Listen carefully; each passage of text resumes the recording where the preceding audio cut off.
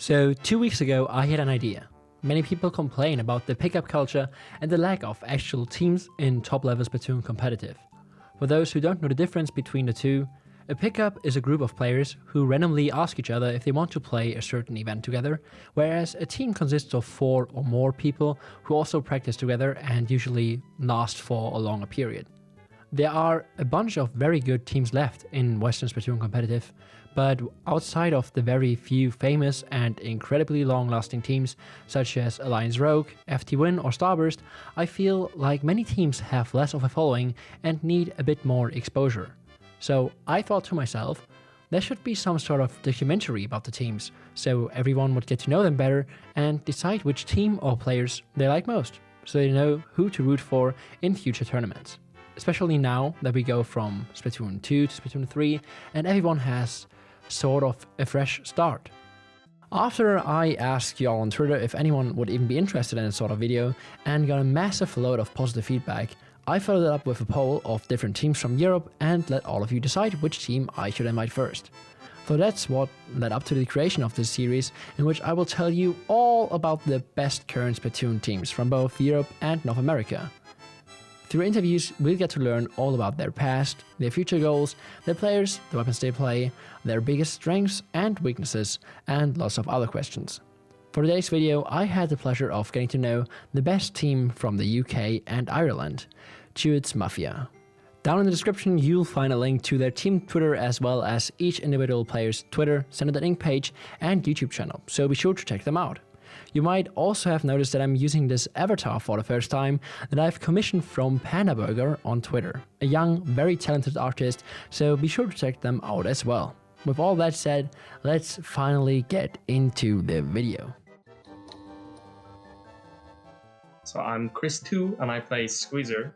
I am Ips and I play Zap. I'm Sandwich, I'm the Welsh one, and I play everything under the sun. I'm Snipes. I play Bamboo C-Jet V-Jet. I just got done finishing an ice cream. Yummy. And I'm Swore. I play Brush, although sometimes you might also see me playing C Junior because it's quirky and funny. And then I also make YouTube content. Yeah, so check Spore out on YouTube as well. So, Chew-Its Mafia is a combination of two different things. So, the Chew-Its part, if you don't know, Chew-Its they're a type of sweet here in the UK. And they're pretty similar to Starbursts, but they're a lot chewier and they come in better flavors. So, that part of our name came from the fact that the last tournament we did before we decided, yeah, we want to be a proper team and not just like a consistent pickup group or whatever. We actually managed to 2-0 Starburst in, I believe it was in the zone 23, I think. It was one of the inner zones. And the Mafia part of our name comes from another server that I run called UK Mafia, which is basically just like it's kind of like the Plus server, but it's for UK players to meet up and game together. I don't think there was really like an actual founder of the team. I remember like before Choose even like a thing or even the project was an idea, Chris, Samage, and Spore they were like picking up with each other. They were playing in tournaments with Cool Dude, and some point or another, they wanted to play Ink Theory, and Cool Dude was like, no, and he went back to Val again. So then the other three then pinged in UK Mafia, and I took that as an opportunity to play with UK players and maybe have like a good pickup and get a good tournament run. And after that tournament, we were like, this could be something, and just another tournament after that, and then we just decided to form the team. Our old project name as well was called A Kid in a Panzer Kampfwagen. Yeah, like the full name was UK plus I Mafia feat A Kid in the Panzer Kampfwagen. No way. The whole meaning of that is just there's a really funny picture of Abe stuck in a chair.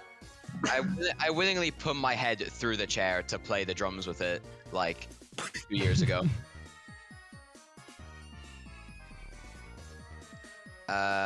It was me, Chris, Samage, and Spore at the beginning, and then I think I'll pass on over to Chris to tell his story about why we needed a fifth all that time back. Yeah, so we start off with us for about a month and a half or so. Or actually, yeah, about a month. And then midway through about February, my internet provider just decided to kind of like, decided to not give me any more internet for about 3 weeks or something like that. So I couldn't play when I was out for that time. So what the guys did was that they decided to get a backline, because they thought about getting a backline for a time, even before I would, for my internet just kind of blew up. So they decided to get Kenshin, who Sam knew before. So he came in, and I think I can't remember which tournament they did with him that got him on the team. I think it was in the zone. And yeah, it was in the zone 24. Yeah, there you go. So Johnny was there, Kenshin was there for a long time, and eventually I came back, and then eventually Johnny just kind of left. I think it was just he just didn't want to play the game anymore. And then we decided to get Snipes, and he used to be an old teammate of mine, on Tempo. So yeah, we just decided to get Snipes, and it's been the same ever since. I kind of left recently, back in September, because I got busy with uni, but I want to start coming back to the game now. I think probably the tournament I would have loved to play the most would have been UKC back in the day, because the last time that we played UKC, or at least I played UKC, was with my really old team, Colorasi. This is with Spore. Oh my god. I still remember that name. Yeah, there you go. That brings me back. And it's, I think this is 2018, 2019 was when we played the UKC. Mm-hmm. UKC just hasn't been a thing since. So, and I think now we would definitely be probably the best. We are the best. UKC. Yes, you would win. No competition. UK champs this year, if it were to happen. Okay, then Ips, what is the tournament that you would have wanted to play with Chew-Its Mafia? UKC or Breeze, just a UK event. Mm-hmm. Because just be fun, especially if it was like Breeze, because it'd be like a LAN I could actually go meet up with the lads and all that. It'd just be awesome. Then Samich. I'd like to see basically any LAN. Honestly, obviously the UK events, that'll probably reign true for anyone here. On top of that, probably I'd love to see Splatoon come back for a Genesis, because I really want to go to Genesis for both Smash and Splatoon, because also we haven't had that since, I believe, what was it, Genesis 7? I think had Splatoon, right? Yeah. It's been a while, yeah. And that was huge. Like, I didn't even watch it at the time, and I wish I had watched it, and I wish I was able to play it, and I would like to see it again. That would be, because it's just a massive event. It'd be sick. Then next up, Snipes. For like playing tournaments that were in the past, I definitely would have wanted to play UKC or Breeze with these lot, because it'd be such a vibe to go with these guys. I had a really good time at Winter Breeze with like Cosmos, who I played with originally, but I think it would just be that much better with these guys. And lastly, Spore, your answers? So I think a tournament that I really would have wanted to do with this slot. Obviously, we all want to do UKC, despite this team being as so close for so long. None of us have actually met up before. I've met Sam before at a Smash LAN, but other than that, we've never all been in the same room, and I think having that experience would just be absolutely insane. Doing all the things that we normally do, often we'll get together and watch Smash Bros tournaments at midnight, just have a good vibe. I think just being in the same room with all these guys would make it that much better. I think also I'd really love to do a tassel with these people if another tassel gets made, because I remember when the tassel, I believe 3 was announced, the amount of hype in the team chat was palpable. There was so much hype, and then the next day it was just all gone. And I'd really love to be able to play that with these guys, because I know we're capable of playing at that level. the best sets that we've done come to mind from the aforementioned tournaments like Step Up Europe, the set against Barracuda. It was a third place match set. It was best of 7, and we were forced into a situation where we had to reverse 4-0, and we did manage to do that. And the whole VC was ecstatic. It was ridiculous. That's definitely up there. I think in addition, there's a set that's on Sports YouTube. It was from 44 Sundays 50 against Good Morning, where we won 2-1. And again, it's a consistent theme with these sets that we really remember fondly is that the VC was just going wild, man. Like the noise is just. I'm surprised we didn't get burst eardrums afterward. It was ridiculous. On another level, except one that we actually lost this time, was an area cup where we got to play against Terumi, along with 3 other Japanese players who were exceedingly good, and then their names escape me now. But they're all like 100. Yeah, exactly. We actually lost this set 2-1. We won the first map, and then we lost the second due to zone latency, which was really unfortunate by 1 point. It was ridiculous. And then we got smacked on the third game, so it is what it is. But that was a really good set because we felt like we were actually they're some of the best players like globally in Japan, and we were able to sort of match them, and it felt really good. It was one of the good ones. I mean, yeah. I totally agree. I'd say like those sets where the VCs was so loud. I remember I think I'd be like one of the loudest. Like especially after the wins, I would just like scream my head off, and then next thing you know, I'd be like, probably if you were watching it, if we were streaming, I'd just be like screaming about my back then, because every time I scream that loud, my back just starts hurting. I was just like, yeah. You should maybe go let that check out from a doctor. I don't know if that's helps. I mean, I just don't have to scream that loud. Probably it would just be the best remedy. Okay. I'll scream less. The area cup set is one that sticks out for me because I was late to that set, because I was visiting some family, and as I was telling the guys, I was like, oh yeah, I'll be back for, I think it was 12, and I remember I got into my room, I realized that my Switch wasn't where it usually is, so I had to look for it. I think it was, or would tell you that it would we were literally like another minute and we would have been disqualified for lateness. I had to because Chris was late enough so that the tournament actually had already started when he got back, and I remember having to tell the other 2 teams, or ask the other 2 teams in our group to play first. It was just the most terrifying thing because obviously Area Cup is a Japanese tournament. I don't speak a lick of Japanese, right? So trying to communicate hey, could you 2 play first? Our last is late in a language that's very foreign to me. It was terrifying, but the relief of Chris getting back 1 minute before they finished their set. Oh my god.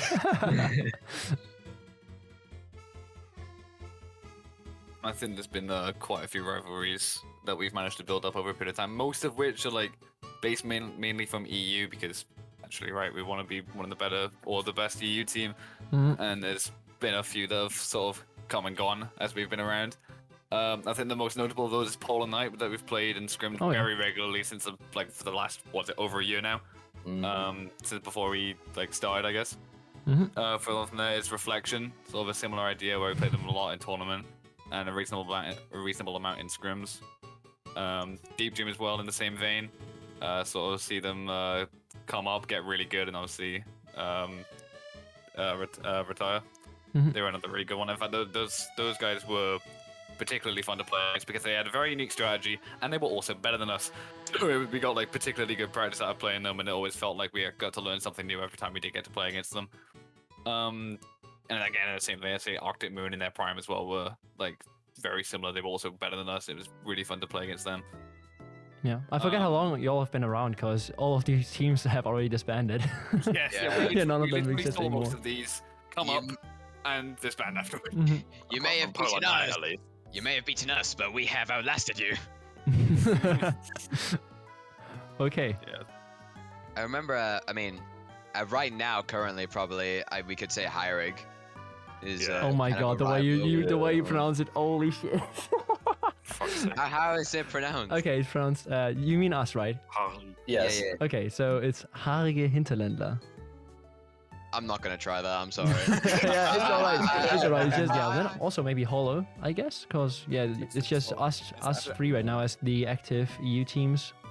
I think that Yeah. Hollow is one that's currently still brewing. We haven't really got to play them as much as we might like, but they are actually really fun to play again. Yeah. We played them yesterday. Managed to beat them yesterday as well. I still don't know how. They had like such a good start on the first game, which is like probably the most important moment of any set in competitive Splatoon. But yeah, I really want to play more against Hollow. Like they have a similar strategy to Deep Dream, who we loved playing against back in the day. So you know, it's more of what we used to love doing. You know.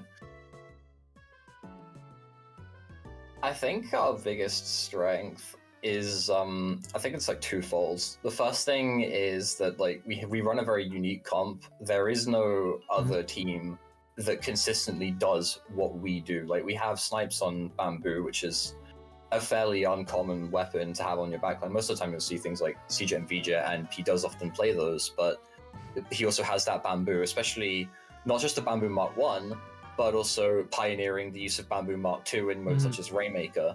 I mean, you are like no one else is doing it just yet. And we also have obviously me on Brush. There aren't very many Brush players left. We're a very endangered species, you could say. And then like the flexibility from Sam and Ips, like both in terms of playstyle and in terms of what weapon they actually pick on the weapon select screen. Like we're a very adaptable team. We could run 3 shooters in a Brush. We could run 4 shooters. We could run only 1 shooter. Like it really depends on what we feel like doing and what we think is best to beat you, essentially. The other strength, and I think it's been alluded to already, is our VC. Our VC is probably, without a doubt, the most chaotic thing you will ever listen to. Like, I don't see how that is a strength yet. Because let me put it like this: a lot of the time, when teams play in a tournament, they can often their mental can often be very unstable. So you know they might feel really good about a set, and then within like 2 or 3 games, it just completely flips over. Yeah. And we did used to have that, but through Cool Dude actually like talking with us and providing us with stuff that he's learned from his competitive Valorant journey, we've got like a very good understanding of the mental, which means that oftentimes when we're playing in tournaments and we know that we're motivated to win a set or whatever, the VC just enters. There's so much energy in it, and you know we're all hyping each other up. We're all it's not, I wouldn't call it a zen because it's quite chaotic, but we're all like pumping each other up, but in doing that we can pump ourselves large enough to steamroll over anything, really. I was gonna say one of our biggest strengths is that, you know, we have the best player in Ireland. The Irish king himself. Yes, Exactly. Indeed.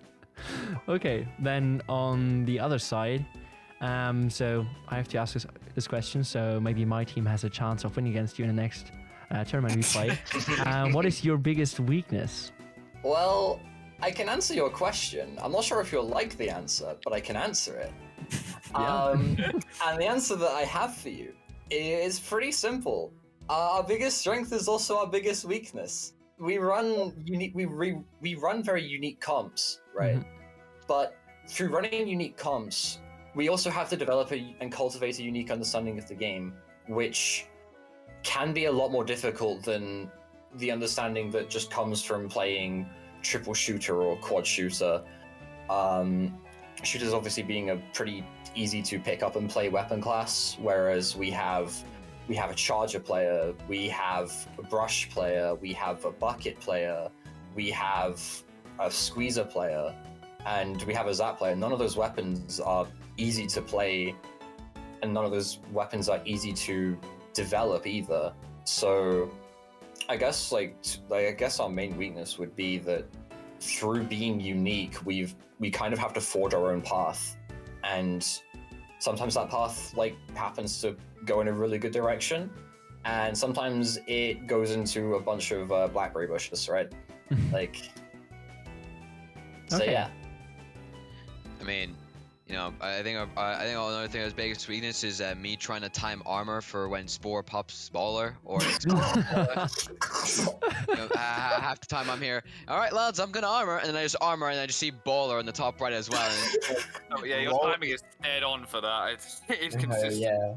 he's just rolling in. It's And he goes up and- be honest, it's a big green, it's a big glowy go in button, and I'm like, ooh. Yeah, you either explode and you kill someone, or you explode and get jumped by 3 people, and it's just like, oh well. If you got to meet Nogami and tell him in a very friendly and of course non-threatening way, one aspect that you want to have changed going from Splatoon 2 to Splatoon 3, what would that be? I would honestly say specials, and I can already see the specials are changing, but like if I didn't know this, like I would definitely say the specials need to be designed a lot better, because this game and the game before it their specials were designed in a way that really kind of, it's like the first game rewards solo, the other one rewards more team play stuff. Mm-hmm. Well, they still are like horrifically designed in a lot of ways, I feel like, and they can be extremely polarizing, like armor and missiles. Well, thank God they're gone in the next game. But Yeah. and also bring back special depletion, please. 50% is so low for how broken some of the specials are. I mean, How easy it is for some. especially Splatoon 3 anyway right now seem like they last less, which is probably a good thing already. I definitely want it to be more fight orientated. Like, fucking humpback zones on this game. It's so. You play VJ, you get 0 kills, you don't interact with the entire game. 17 missiles. I don't want that to happen again, man. I think that brings us to something else as well. That's also a pretty big issue with Splatoon 1 and 2 is the map design is like really flawed the more you play it, and you sort of realize a lot of the weird kinks. Like Zone's Humpback, people used to really like playing that map, but as the meta sort of developed, you got booyahs, and then you got 17 missiles, and now it's kind of a joke, and it's just not fun to play anymore. And I feel like a good fix for that would be, especially on modes like Rainmaker, which I really look down upon, and Clams as well, which is sometimes a bit of a failure, especially among the casual community. A lot of people do not like Clams. I think what they should do is they should have maps designed around modes instead of the other way around. Where, like, let's say Black Belly, which gets completely changed for Rainmaker entirely. The mid is just not the same anymore. Like, it's just a completely different map. That's one of the best Rainmaker maps because they changed it drastically for Rainmaker. Why can't they do that for more? That would be pretty nice, as opposed to just, I guess what they're doing now, designing modes around maps instead of maps around modes. I want more counterplay to bombs, because the concept of having, like, sure, it might be like fairly expensive, but obviously LD in this game kind of broken. But like the sheer concept of, here is an explosive, you cannot do anything about it, and if it explodes near enough to you, it will instantly kill you. The fact that you can not only throw those, right, but especially throw them a lot, is a little bit ridiculous. Even burst bombs, which aren't a one-hit kill, are stupidly good in combination with things such as Carbon Roller, Tri-Slosher, completely moving some weapons from lower tiers to higher tiers just because Burst Bomb happens to be its sub-weapon. And what I want for Splatoon 3 is either bombs to be nerfed in some way, which I think might be really hard due to how they've designed bombs, but I also think that there should be more counterplay to bombs, because right now in 2, at least, the only real way to get rid of bombs is to splash down, booyah bomb, or use an ultra stamp. I think that they are doing that with 3. I think it has been confirmed that the vacuum cleaner special is able to suck up bombs, but I want to see more like that. If you want to check out more stuff from us, our Twitter is at Chew-Its Mafia on Twitter. You can find all of our our Twitters there as well. The team account follows all 5 of us.